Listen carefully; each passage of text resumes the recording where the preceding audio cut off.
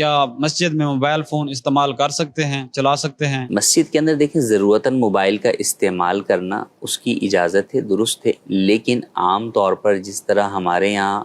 Mobile کا استعمال ہے جس کے اندر فضول چیزیں ہیں، فضول اور لغویات چیزیں ہیں، بلکہ گناہ والی چیزیں بھی ہیں، سوشل میڈیا کا استعمال کر رہے ہیں تو اس کے اندر بے پردہ عورتوں کی تصویریں آ رہی ہیں، یا بسا اوقات میوزک آ رہا ہے یا اور کوئی آواز جو ہے وہ آ رہی ہے، تو ایسا استعمال جو ہے وہ ہرگز درست نہیں ہے، بلکہ بعض صورتوں کے اندر ایسا استعمال کرنے کی وجہ سے مسجد کے اندر گناہ گار بھی ہوں گے، باہر بھی گناہ گار ہوں گے، گناہ والی چیز باہر بھی دیکھیں گے، لیکن مسجد کے اندر اور زیادہ گناہ ہے، پھر مسجد کا تقدس وہ اس کے خلاف ہے یہ۔ تو بالکل مسجد کے اندر موبائل استعمال کرنے میں سب سے پہلے تو اس بات کا خیال کریں جب آپ مسجد میں آئیں تو موبائل کو سائلنٹ پہ کر دیں آپ، تاکہ مسجد کے اندر عمومی طور پہ میوزیکل ٹیونز ہوتی ہیں تو وہ مسجد کے اندر نہ بجیں،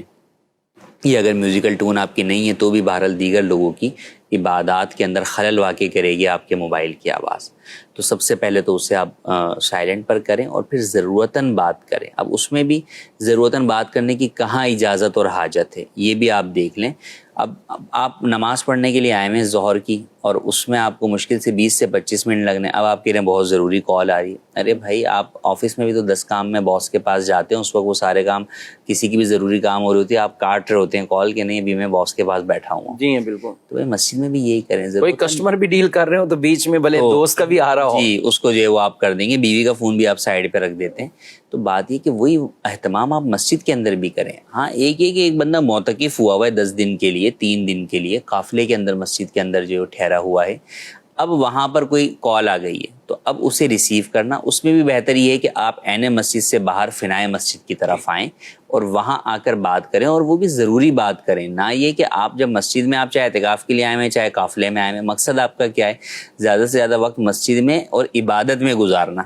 اب اگر آپ ایک گھنٹہ گپے لگے ہوئے ہیں آپ کی،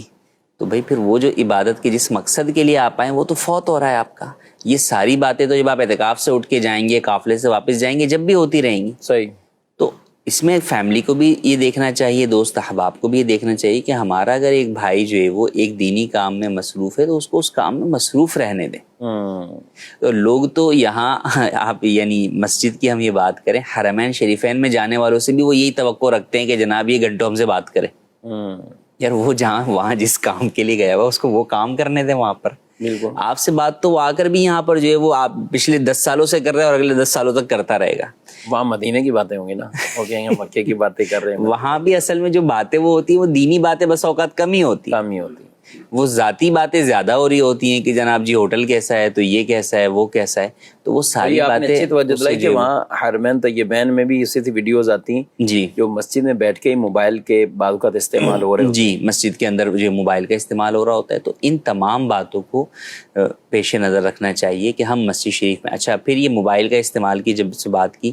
تو کئی لوگ حرمین کریمین میں جو ہے وہ موبائل کا استعمال کر رہے ہوتے ہیں اور وہ فضول اور لغو استعمال ہوتا ہے۔ تو آپ سوچیں کہ اگر حرم مکہ کے اندر آپ کا کوئی بھی اس طرح موبائل کے استعمال میں گناہ والی صورت ہوگی تو ایک گناہ 1,00,000 گناہ کے برابر ہے۔ تو لہٰذا بالکل جو ہے وہ آپ کو احتیاط کرنی چاہیے۔ وہاں گئے ہوئے ہیں تو میں تو یہ کہوں گا کہ اپنا سوشل میڈیا بند رکھیں،